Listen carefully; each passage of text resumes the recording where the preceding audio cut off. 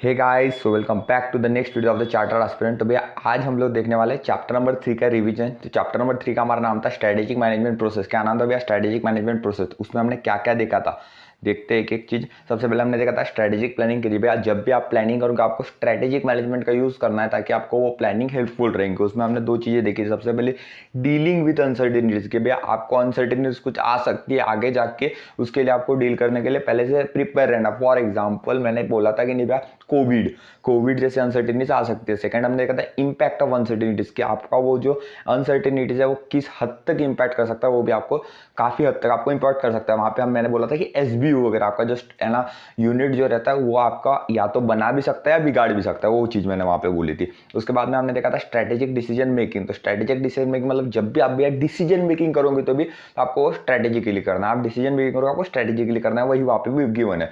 उसके बाद में हमने देखे थे डायमेंशन ऑफ स्ट्रेटेजिक डिसीजन कि आप जब भी स्ट्रेटेजिक डिसीजन कोई लोगे तो आपको कौन से चीजें ध्यान में रखनी है। सबसे पहले strategic decision require top management involvement. Top management का इन्वॉल्वमेंट होना डिसीजन में है। वो कमिटमेंट ऑफ ऑर्गेनाइजेशन रिसोर्स, उसमें ह्यूज फंड इन्वॉल्व होगा, छोटा फंड नहीं ह्यूज फंड इन्वॉल्व होगा। उसके बाद में क्या देखा था हमने कि आपको एक्सटर्नल इन्वायरमेंट भी एक्सटर्नल इन्वायरमेंट को ध्यान रखना है। जो आप स्ट्रेटेजी बनाओगे लॉन्ग रन के लिए, आपके जो लॉन्ग टर्म के लिए आपको कंपनी को या बिगाड़ेंगे या बनाएंगे, आपका लॉन्ग टर्म के लिए वो काफी ज्यादा अफेक्ट करेंगे। जो स्ट्रेटेजिक डिसीजंस होते हैं वो फ्यूचर ओरिएंटेड है, आपके फ्यूचर में क्या होने वाला है ऐसा देख के आप बनाते हैं और वो फ्यूचर में आपको हेल्प करते हैं काफी। और स्ट्रेटेजिक डिसीजन होते हैं वो मल्टी फंक्शनल और मल्टी बिजनेस कॉन्सिक्वेंसेस होते हैं। उसके बाद में हमने देखा था स्ट्रेटेजिक इंटेंट। स्ट्रेटेजिक इंटेंट मतलब क्या? स्ट्रेटेजिक इंटेंट मतलब स्ट्रेटेजिक इरादा। इंटेंट मतलब क्या होता है भैया? इरादा, ठीक है ना।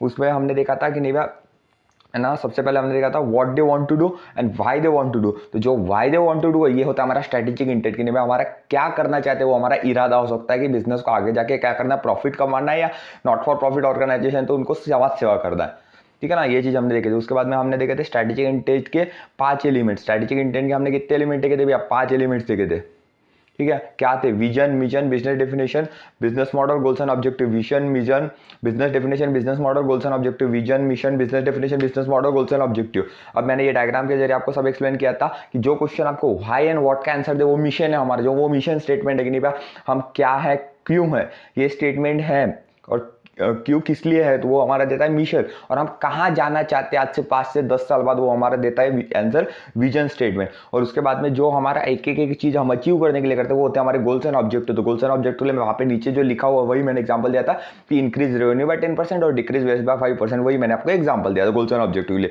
5 एलिमेंट कौन से हो गए हमारे? Vision, mission, business definition, business model, goals and objective. आपको ये चीज याद रखते हैं।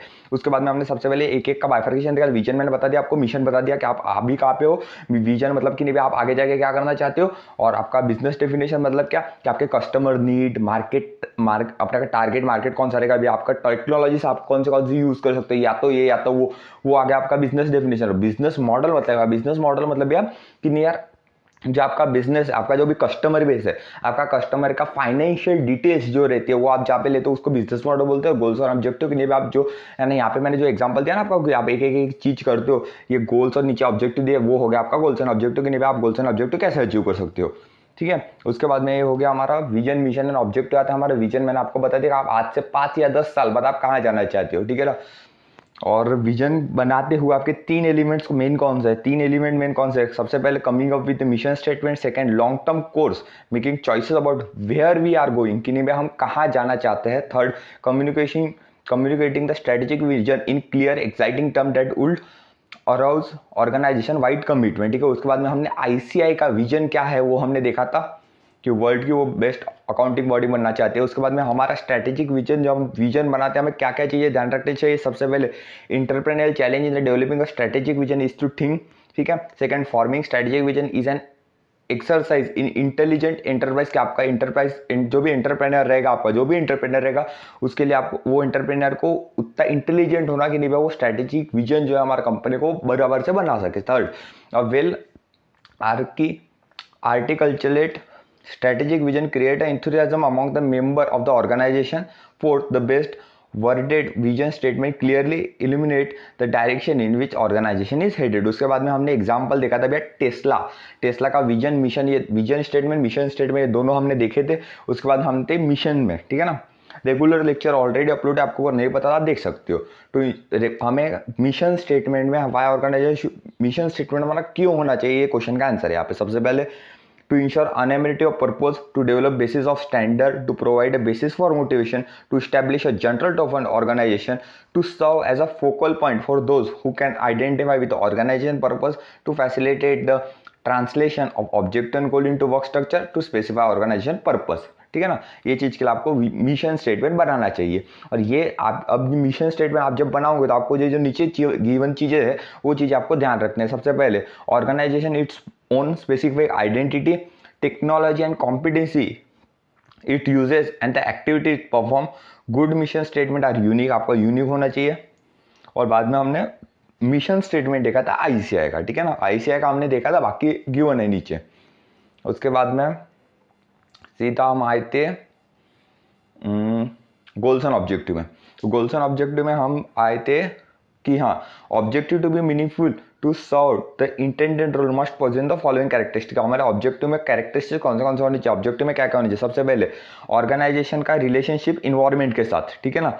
उसके बाद में नेक्स्ट हमने देखा था कि हमारा मिशन और पर्पस हमारा अचीव होते रहना चाहिए। थर्ड हमने देखा था कि हमारा जो ये होता है, ये ऑर्गेनाइज अपना ऑब्जेक्टिव होता है, इन्होंने प्रोवाइड करना चाहिए basis for strategic decision making, वो होने चाहिए स्टैंडर्ड फॉर परफॉर्मेंस अप्रेजल, वो होने चाहिए कॉन्क्रीट एंड स्पेसिफिक, ठीक है ना, वो with in a time frame होने चाहिए, मेजरेबल कंट्रोलेबल होने चाहिए, चैलेंजिंग होने चाहिए और है ना कोरिलेटेड होने चाहिए एक दूसरे से, ठीक है ना, और constant of organization resources and environment, external environment होना चाहिए, ठीक है ना। उसके बाद में सबसे मेन क्वेश्चन हमारा आता है इसमें से नहीं भाई लॉन्ग टर्म ऑब्जेक्टिव हमारे क्या क्या हो सकते हैं कि नहीं भाई हम लॉन्ग टर्म में ऐसा हमारा क्या ऑब्जेक्टिव हम सेट कर सकते हैं कि नहीं, अरे हमारा ऑब्जेक्टिव होना चाहिए। सबसे पहले profitability, productivity, competitive position, employ development, employ relation, technological leadership, public responsibility. Profitability, productivity, competitive position, employ development, employ relation, technological leadership, public responsibility. ये 7 चीजें हम सोच सकते हैं कि भाई लॉन्ग टर्म में हमको ये अचीव करना है, प्रॉफिटेबिलिटी अचीव करना है, पब्लिक रिस्पॉन्सिबिलिटी अचीव करना है, ये सातों चीजें हम अचीव कर सकते हैं। पब्लिक रिस्पॉन्सिबिलिटी सीएस आपका एग्जाम बोला था आपको, ठीक है ना। और शॉर्ट टर्म हमारे क्या होंगे, शॉर्ट रेंज ऑब्जेक्टिव क्या होंगे, लॉन्ग टर्म के ऑब्जेक्टिव अचीव करने के लिए जो छोटे हम टारगेट बनाएंगे वो होंगे हमारे शॉर्ट रेंज ऑब्जेक्टिव, ठीक है ना। उसके बाद में हमने देखा था strategic management model. Strategic management model में हमने आपको ये डायग्राम से बताया था कि सबसे पहले हम करते हैं formulation, then implementation, evaluation. Formulation, implementation, evaluation. Formulation में क्या आता है, developing vision, mission, objective, environmental analysis, organizational analysis, generate analyze and select the strategy. ये सिलेक्ट करते हैं स्ट्रेटेजी, बाद में इंप्लीमेंट करते हैं उसको और स्ट्रेटेजी का इवैल्यूएशन करते हैं और जहाँ पे भी चेंजेस की जरूरत है वहाँ पे चेंजेस करते हैं। ये 3 देखा था हमने, ठीक है ना, ये सब देखा था। उसके बाद में हम आए थे कि stages in strategic management. Strategic management stages कितने हैं, 5 स्टेजेस। सबसे पहले आपको विजन, मिशन और ऑब्जेक्टिव बनाना है अपनी कंपनी का, ठीक है ना। आपका मिशन और स्ट्रेटेजिक इंटेंट वो हमने ऊपर जो देखा हुआ था वही है। आपको सबसे पहले क्या करना है भैया, विजन, मिशन और ऑब्जेक्टिव्स बनाना है। सेकंड हमने क्या देखा, सेकंड हमने देखा था कि नहीं भैया आपको इन्वायरमेंटल और ऑर्गेनाइजेशनल एनालिसिस करना है। यहाँ पे मैंने बोला था स्वॉट एनालिसिस कि आपको स्ट्रेंथ, वीकनेस, अपॉर्चुनिटी,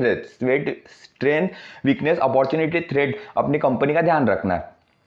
ये स्वॉट एनालिसिस हमने चैप्टर नंबर 2 में भी ऑलरेडी देखा हुआ है, ठीक है ना। उसके बाद में आपको स्ट्रेटेजी फॉर्मुलेशन करना है। स्ट्रेटेजी फॉर्मुलेशन में हमें कुछ अल्टरनेटिव्स अवेलेबल रहेंगे, वो चीज़ों को ध्यान रखना पड़ेगा कि सबसे पहले कि कंपनी सेम बिजनेस में कैरी करे या दूसरे किसी में जाए, और उसमें बाद में उसको ग्रो करना चाहिए या नहीं करना चाहिए, उसको डाइवर्सिफाई करना चाहिए या नहीं करना चाहिए, और उसको है ना बाहर निकलना है अगर तो एग्जिस्टिंग बिजनेस से पूरी तरह से बाहर निकले या थोड़ी बहुत बाहर निकले।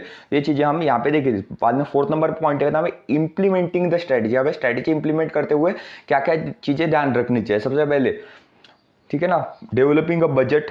Second, staffing and organisation. Third देखा था हमने insuring that policies and operating procedure facilitate rather than the impede effective executive. 4th number पे हम देखा था using the best known practice. 5th देखा था हमने installing information and operating system. Peoples को मोटिवेट करना, कंपनी का कल्चर क्रिएट करना, and when the organisation encounters stumbling block और weaknesses management has to C date.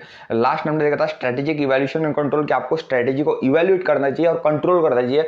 अगर आपकी स्ट्रेटेजी में कुछ गलत बना है तो आपको वो इवैल्यूएट करना चाहिए और गलत करना चाहिए। 5 पॉइंट में एक बार वापस से रिपीट कर रहा हूँ। सबसे पहले हमने देखा था भैया नहीं भैया आपको देखो स्ट्रेटेजिक विजन, मिशन और ऑब्जेक्टिव डेवलप करना था, बनाना था। सेकंड हमें है ना इन्वायरमेंटल और ऑर्गेनाइजेशन एनालिसिस स्वॉट बोला था मैंने। थर्ड देखा हमने formulation of strategy, implementation of strategy, strategy evaluation and control. इस तरह से हमारा चैप्टर नंबर 3 कंप्लीट होता है। मिलते हैं नेक्स्ट वीडियो के लिए, तब तक के लिए पढ़ते रहिए। All the best for the examination. Thank you so much.